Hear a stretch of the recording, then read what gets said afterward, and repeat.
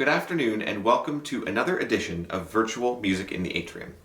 Today's concert features an incredible duo called VC2. VC2 is a cello duo formed in 2015 by Toronto cellists Bryan, Holt, and Amahl Arulanandam. They have performed and toured across Canada and abroad and continue to bring their unique brand of cello field music around the world. Bryan and Amahl strongly believe in the support and creation of new works by living composers, especially those from their home country of Canada.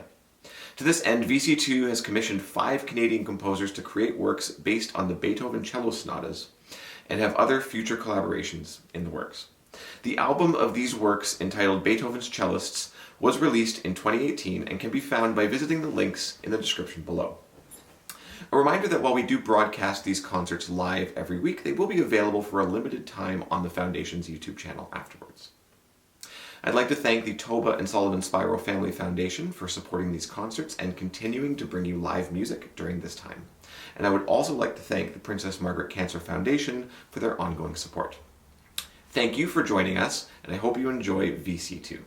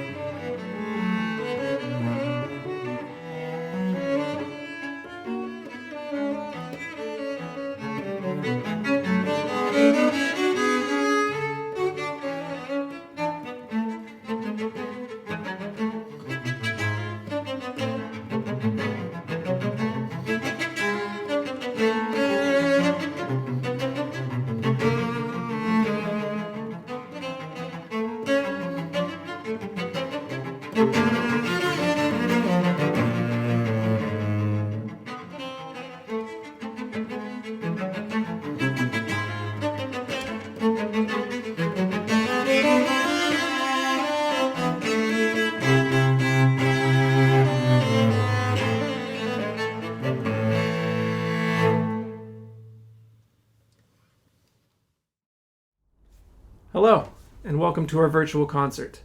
My name is Bryan Holt, and I'm one half of VC2 Cello Duo. You'll meet Amahl in just a moment. What you just heard was the first movement, the introduction, from Julius Klengel's Suite in D minor, one of the big masterworks for cello duo, as well as the first movement of Giovanni Battista Viotti's Duet in A minor.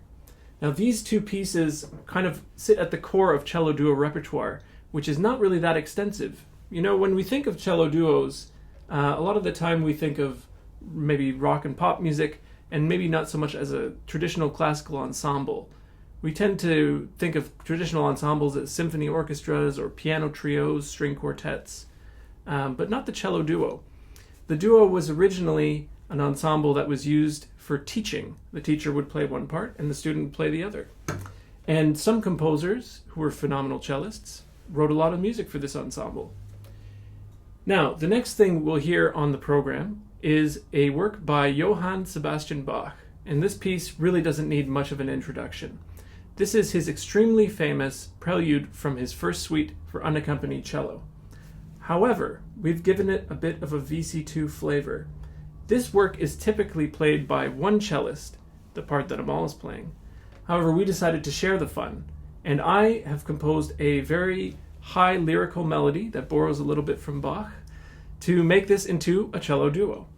We really hope you enjoy this new arrangement of Bach's prelude from his first suite.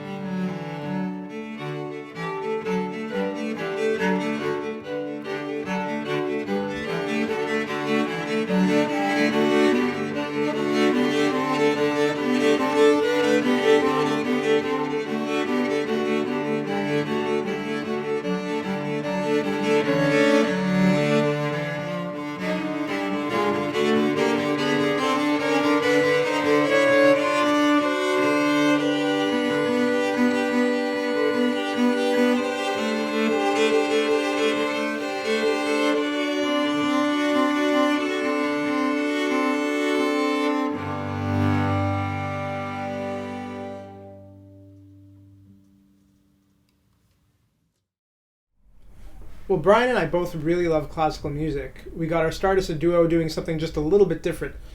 You may have seen those two other cello guys on YouTube doing things like covers of Michael Jackson, Rihanna, Coldplay. Well, we started a little bit like that. This next song is the first song that we ever arranged for our duo. And it's one that we both really loved when we were growing up, back in middle school. It's by a band called the Foo Fighters. This one's called Everlong.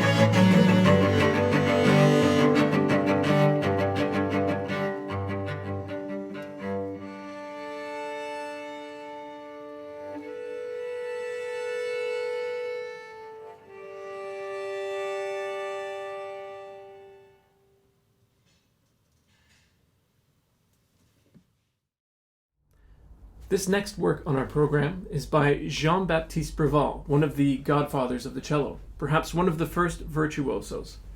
Now, Breval came from the classical era, where the cello started to become much more popular. And this duo in D major sounds a little bit like if Mozart wrote a cello duo.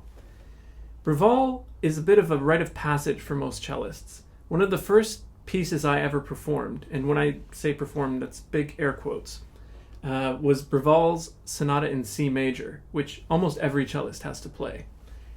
And this work is maybe a little bit less known, but equally as fun, especially because it's in a cello duo format. We really hope you enjoy Breval's Sonata in D major.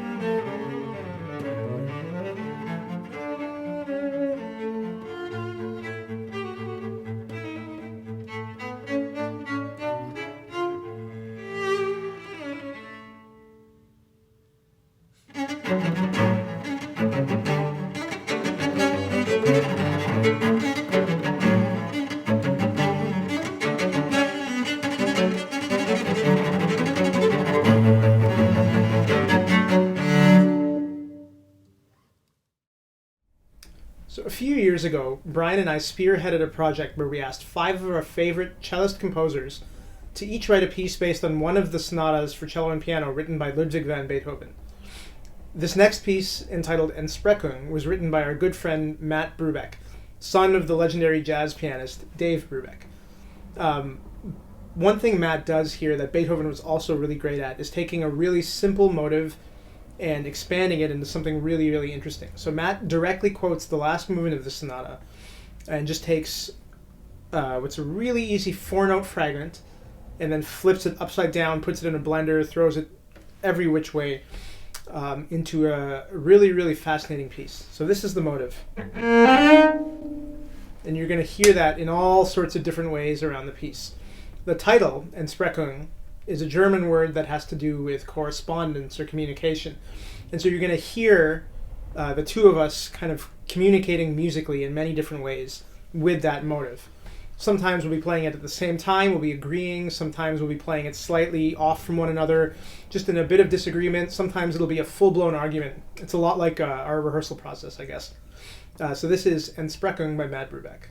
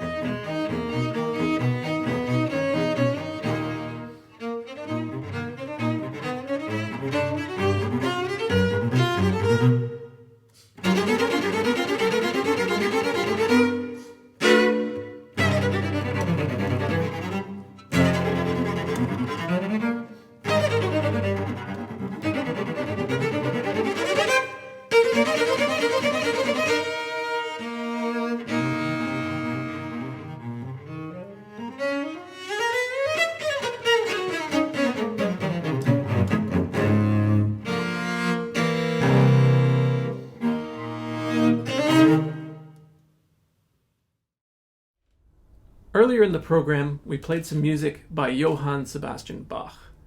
Now, Bach was one of the first mainstream composers to write for the cello, and his 6 suites for unaccompanied cello sit at the core of the instrument's repertoire.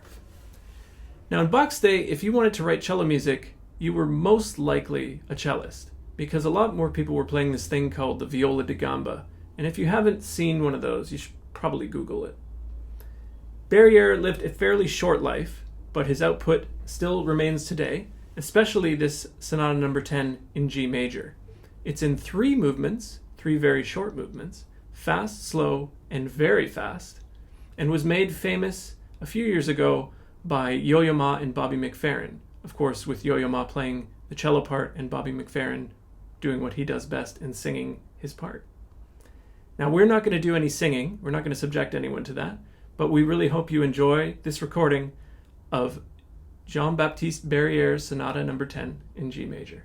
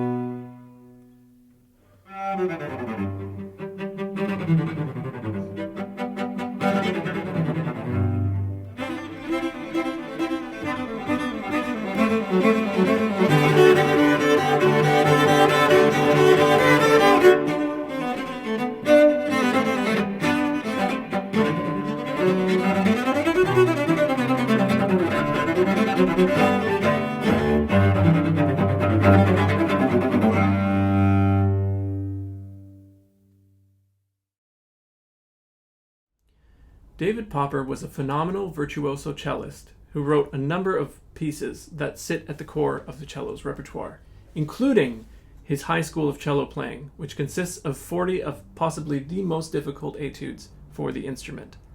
Much like Bach's cello suites, the Popper etudes are seen as a rite of passage for any prospective cellist.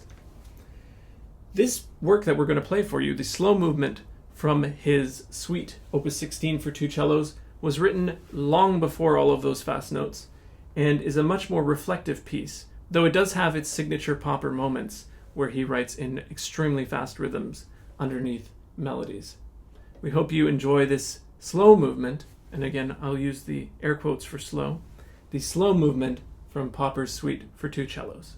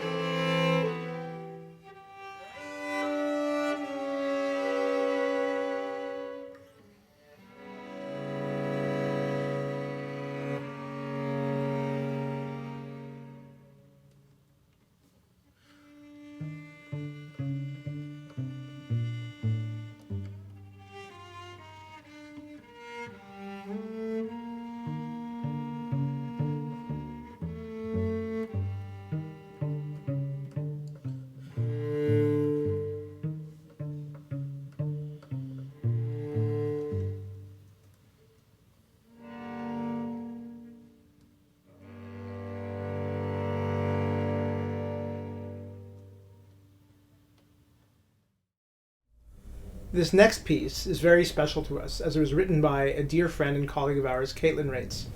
Caitlin and I actually went to McGill University together, where we both studied cello in the same studio, and we became very good friends, keeping in contact even after both of us went our separate ways and left Montreal. Caitlin actually originally wrote this duo for violin and cello, but we loved it so much that we asked her to arrange it for cello and cello. Caitlin's an amazing classical player, but really, really excels in the world of bluegrass and fiddle music, where she has a wonderful career in that scene in Nashville right now, as well as a duo with her husband and musical partner, Ben Plotnick, called Oliver the Crow, who everyone should check out. So this piece is kind of inspired by both her classical sensibilities and her bluegrass sensibilities. And it's called Thistle and Lace because you'll hear a lot of kind of contrasting moments where there's some really crunchy sounds in the harmonies, the notes played between Bryan and I, and also some really beautiful sounds as well. So this is Thistle and Lace by Caitlin Raitz.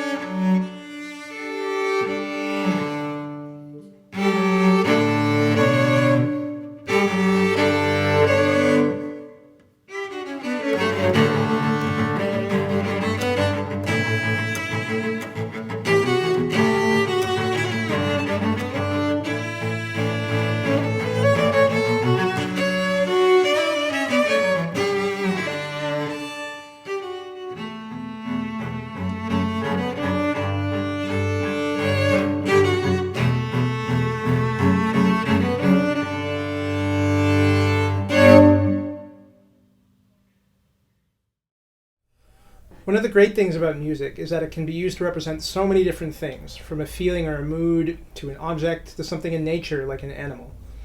In this next piece, The Swan by Camille Saint-Saëns, the cello and usually a harp or two pianos get to represent a beautiful swan gliding across the serene waves of a lake. Now, in our duo, we don't have a piano or a harp, and it would be really hard to travel around with one. So what we've done is we've arranged the piece for, surprise, cello and cello.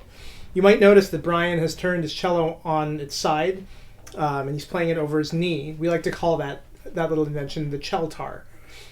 In this arrangement, Bryan is going to take the role of the waves, and I'm going to be the beautiful swan. You may need to use your imagination just a little bit.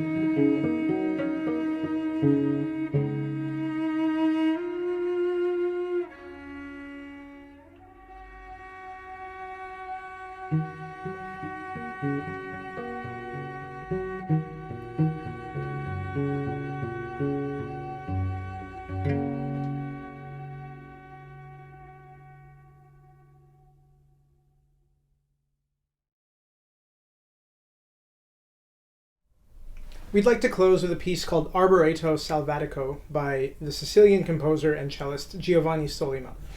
In each of the movements in this piece, the cellos represent a different kind of tree.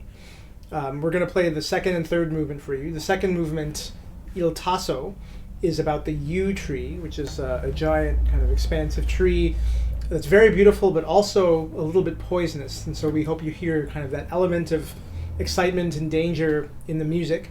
And the third movement's La Sequoia, which is about a sequoia tree, which is like a giant redwood type tree. If you've ever seen the redwood forests in California, very similar to that. Sollima, we like to refer to him kind of as the wild man of the cello.